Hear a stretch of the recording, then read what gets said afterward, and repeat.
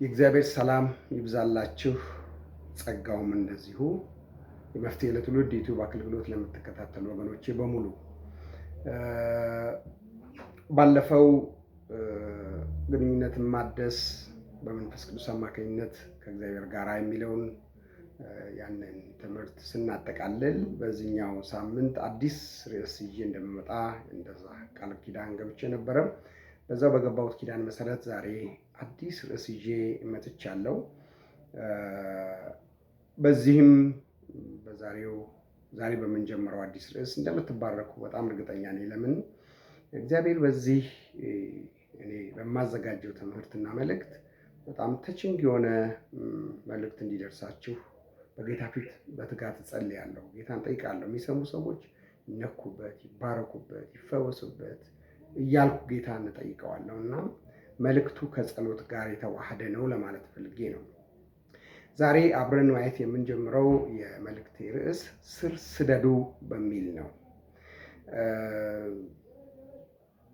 ብዙ ምናልባት አዲስ የማይሆንባችሁ ሰዎች ትኖራላችሁ ብዬ አስባለሁ። ስለ ትላልቅ ዛፎች ክፍለ ሀገር ስትወጡ ትልልቅ ዛፎች አሉ። በጋም ክረምትም ቅጠል ያላቸው፣ ቅጠላቸው አረንጓዴ የለመለመ ክፍለ ሀገር ብቻ ሳይሆን እዚሁ በዚህ በአዲስ አበባ ዙሪያም አሉ። አዲስ አበባ ውስጥም አሉ ትልልቅ ዛፎች በጋም ክረምትም የማይጠወልቁ የማይደርቁ ሁሌ እንዳበቡ የሚኖሩ ፍሬም የሚሰጡ ዛፎች እንዳሉ እናውቃለን። ምክንያቱ ምንድን ነው? በጋም ክረምትም ሁልጊዜ የሚያብቡ አንዳንዶቹ ደግሞ ፍሬ የሚሰጡ ጥላም የሚሆኑ ሁሌ አረንጓዴ ሆነው አምሮባቸው የሚታዩ ዛፎች ምንድን ነው ምክንያታቸው ቢባል ከስራቸው ጋር የተያያዘ ነው። እነኚህ ዛፎች ስር የሰደደ እድገት አላቸው፣ ረጃጅም ስር አላቸው እና ከዛ የተነሳ በጋም ክረምትም በሙቀት ሰዓትም በቅዝቃዜ ሰዓትም ቅጠላቸው አብበው አምረው ነው የሚታዩት። ባህር ዛፍ የሚባለውን ዛፍ ታውቁት እንደሆነ የባህር ዛፍ የሚባለው ማለት ነው። እሱ ዛፍ ሁልጊዜ ቅጠሉ አረንጓዴ ነው፣ ቅጠሉ እንዳበበ ነው። እንደውም እሱ ዛፍ ባለበት አካባቢ ሌላ ተክሎች እንዲተከሉም አይመከርም። ለምን? እሱ በጣም ውሃ ይሻማል። ረጃጅም ስር ስላለው ከየትም ውሃ የማግኘት እድሉ ሰፊ ነው። በዚህ ምክንያት ሁልጊዜ እርጥብ ነው፣ ሁልጊዜ ቅጠሉ እንዳበበ ነው። ሁልጊዜ ያበበ ህይወት እንዲኖረን፣ ሁልጊዜ በማቆጥቆጥ በማበብና ፍሬያማ ህይወት እንድንኖር ስር መስደድ እንዳለብን ከእግዚአብሔር ቃል ላይ ማየት ዛሬ እንጀምራለን። እስኪ ወደ ትምህርቱ ከመሄዳችን በፊት አጭር ጸሎት አብረን እናደርጋለን።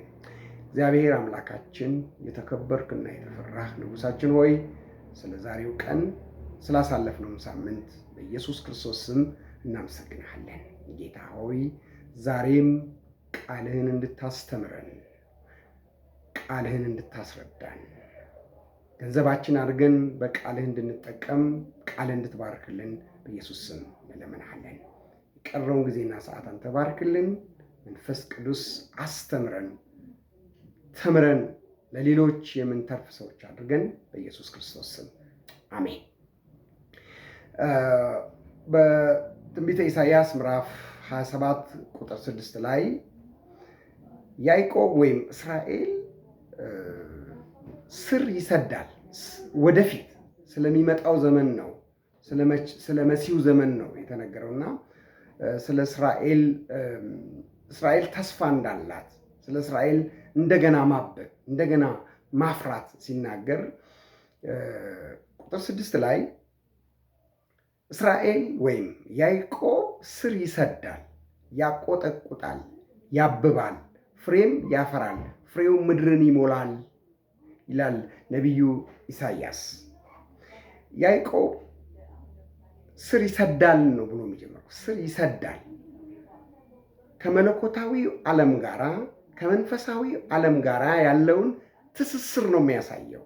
ስለ መሲሁ ዘመን ነው የሚናገረው። በጥልቀት ከመንፈሳዊ ዓለም ጋር ከመለኮታዊ ዓለም ጋር ጥብቅ ግንኙነት ይኖረዋል። በዚህ ምክንያት ስር ይሰዳል፣ ከዛስ ያቆጠቁጣል፣ ያብባል፣ ፍሬም ያፈራል፣ ፍሬውም ምድርን ይሞላል ይላል።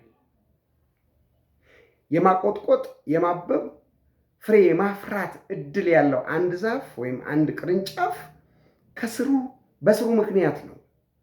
ረጅም ስር ሲኖረው ነው። ስር የሰደደ እድገት ሲኖረው ነው።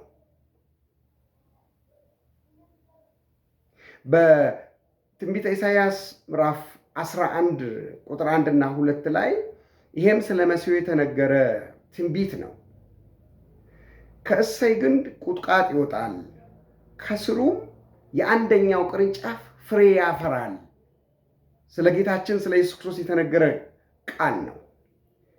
ከስሩም የአንደኛው ቅርንጫፍ ፍሬ ያፈራል። በዚህ ምክንያት የእግዚአብሔር መንፈስ ያርፍበታል። የጥበብና የማስተዋል መንፈስ፣ እግዚአብሔርን የመፍራትና የኃይል መንፈስ፣ የምክርና የእውቀት መንፈስ ያርፍበታል ይላል። ይሄ ከመለኮት ጋር ትስስር ያለው ጥብቅ ትስስር ያለው ስር የሰደደ እድገት ያለው ከመንፈሳዊ ዓለም ጋር ጥብቅ ትስስር ግንኙነት ያለው ይሄ ስር የእግዚአብሔር መንፈስ ያርፍበታል። የእግዚአብሔር መንፈስ በእሱ ላይ ከማረፉ የተነሳ ደግሞ የጥበብና የማስተዋል መንፈስ ጎልቶ ይታይበታል። እግዚአብሔርን የመፍራትና የኃይል አገልግሎት ኃይል በሙላት በሕይወቱ ይገለጥበታል፣ ይታይበታል። የምክርና የእውቀት መንፈስ ወይም ምክር፣ እውቀት በሕይወቱ ይገለጥበታል ይላል። ከስር ጋር የተያያዘ ነው። ስሩን ከመስደዱ ጋር የተያያዘ ነው። ስሩ ከመለኮታዊ ዓለም ጋር ካለ ቁርኝት ጋር የተያያዘ ነው። የእግዚአብሔር መንፈስ የሚያርፍበት የጥበብ፣ የማስተዋል፣ እግዚአብሔርን የመፍራት፣ የኃይል፣ የምክር፣ የእውቀት መንፈስ ያርፍበታል። ወይም በሱ ላይ ካረፈው መንፈስ የተነሳ እነዚህ ነገሮች በሕይወቱ እንዴት እንደሚገለጡ እሱን ነው የሚያሳየው። ስር መስደድ በጣም አስፈላጊ ነው። ስር የሰደደ እድገት ማደግ፣ ከመለኮታዊ ዓለም ጋር መቆራኘት፣ መጣበቅ በጣም አስፈላጊ ነው። ከመለኮታዊ ዓለም ጋር ስር እንድንሰድ፣ ስር የሰደደ እድገት እንዲኖረን፣ በመለኮታዊ ዓለም ውስጥ ያለውን ሀብት፣ በመለኮታዊ ዓለም ውስጥ ያለውን በረከት ለማግኘት፣ በደንብ ለማግኘት፣ በስፋት ለማግኘት፣ የራስ ለማድረግ፣ ለማቆጥቆጥ፣ ለማበብ፣ ፍሬ ለማፍራት፣ በኃይል፣ በምክር፣ በጥበብ፣ በማስተዋል ለማደግ፣ በዚህ ለማበብ ስር የሰደደ እድገት በጣም አስፈላጊ ነው። ስር መስደድ በጣም አስፈላጊ ነው።